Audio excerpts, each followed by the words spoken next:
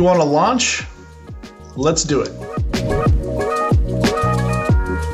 Hey there friends, this is Jason Lago with Always Enterprise, and in this video I want to share with you what to focus on when you're looking to launch your product or your service into the marketplace. It's true that launching your product or your service, bringing it to market is something that is very, very exciting, but not without its challenges. The truth is there's a lot of challenges that will present themselves to you, and if you're not careful, you can be discouraged from even taking action.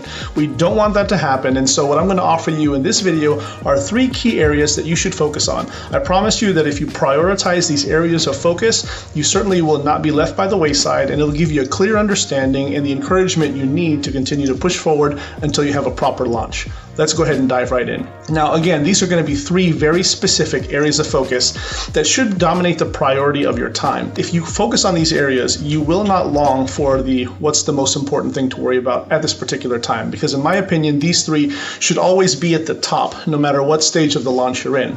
Now, obviously, there's going to be some nuance and some details in between each step. There's going to be some subpoints and some other things that will definitely arise and should definitely be addressed and taken care of. However, again, don't get away from the fact that these 3 should be at the very, very top of your focus. All right, let's go ahead and dive right in with the first point. Number 1, audience. Audience. That's right. Focus on your audience. All right. One thing that I think that happens too often with entrepreneurs who want to launch their product and really make a big splash in the marketplace is that they're too focused on the numbers, right? And while numbers are important, you should be looking at key performance indicators. You want to look at things like, competition analysis and market research and all these things. They forget that the core of the business should be the people, right? And so focus on your audience. More important than what you sell is to whom you sell it. Or a better way of putting it, who's the person that you want to serve? Who is it that you want to serve, that you want to benefit, that you want to impact? If you can figure this out and really dig down into the details as to what this person looks like, what do they eat? Where do they live? How much money do they make? What influencers do they follow online? Where are the places and the communities that they congregate? What keeps them up at night? What makes them worry? If you can answer these questions, all of these things will help you get a clear understanding of who it is that you want to serve and who is your ideal customer. I remind you that you will not be able to target your market if you don't even have an idea of who specifically your market is. Only then can you target them. And while all this information may border on the stalkerish or the little bit personal, I can promise you that all of this information will be useful and will come into play later on when it's time for you to advertise to them using specific ad targeting campaigns on the likes of Google, Facebook, and other platforms out there. So know your audience. Number 2, the offer. What is your offer? All right, that's right. The offer is now the most important thing. The reason why I say offer is because it's not just about the product or the service, but the overall product offering that you're bringing to the marketplace. It's not enough just to offer one thing for sale. It's about what more can you bundle it with that will provide a more conclusive package. When you do that, what you're doing is setting yourself aside and separating yourself from the competition. All right, and the other thing about competition, most interestingly enough, is that it's not just an outside company. Many times your competitors can be people in your own organization. Let's say in the instance, for instance, if you're in the network marketing space or the affiliate marketing space, you are offering a product that other people are offering as well, right? So in this case, competition, again, is not an outside company. It could be a colleague. It could be someone right next to you. So what you have to do is come up with a good, compelling offer. And learning the art and craft of offer creation is definitely an invaluable skill that should never escape you. It should be always something that you're working on.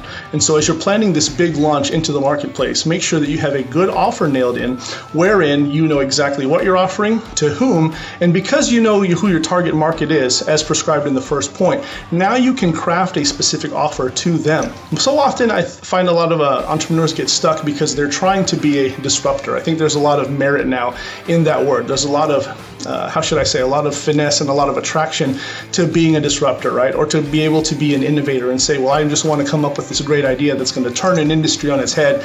And while these innovations and inventions have definitely shown themselves to be valuable in the history of our lifetime, the fact of the matter is you don't need to come up with something brand new to be impactful or to be successful. You just have to be able to come up with something that impacts someone specifically and be able to deliver it in a good, profitable way and be able to do it consistently.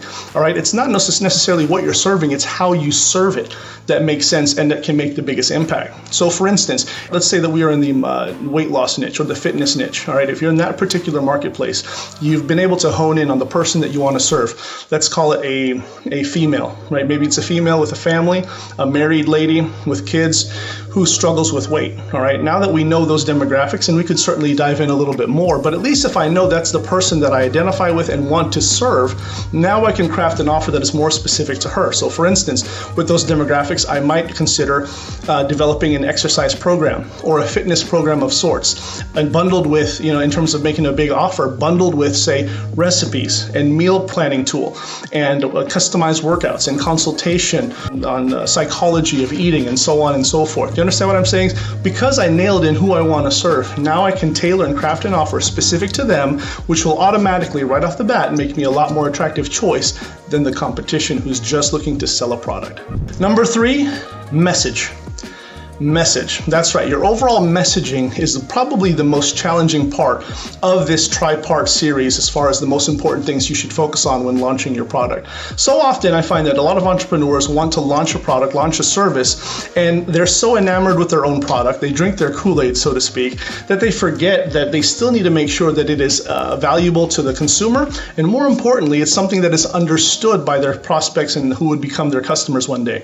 Here's what I mean. Without proper messaging, without being able to effectively communicate and display and advertise what this product is and what it does, you will often find yourself in that trap, in that sad state where a customer looks at it and is confused. The last thing you want to do is to be able to launch a product and bring a product or service into the marketplace and have someone go, right? They look at it and they say, I'm not quite sure what it does, or I just don't get it. This is definitely not what you want, all right? And if you've ever been in this case, I think you have. Just think back maybe a couple years back when you could go to the mall during Christmas time. A lot of the times you see these products pop up all over the place that are looking to be sold, but they often need demonstration in order to educate the market. They need demonstration, they need education before you even understand what they do. This is not what you want. When you market your product, when you launch your product, you want to be able to market it in an effective way where people not only understand what it is, but what it does. And when they do so, they can see that the benefit is clear to them, and that way they're not just looking at it going, what does it do? I don't get it, right? That is not what you want. There you have it, my friends. Those are the 3 key areas of focus right here, right now for you to worry about when you want to launch your product or service in the marketplace. I trust you got value from this. This is Jason Ligo with Always Enterprise. Make sure you hit the like and the subscribe button as well as the notification bell so that you don't miss out any more hot new content that I got coming down the pipe just for you. This is Jason Ligo with Always Enterprise. I'll see you next time. Take care.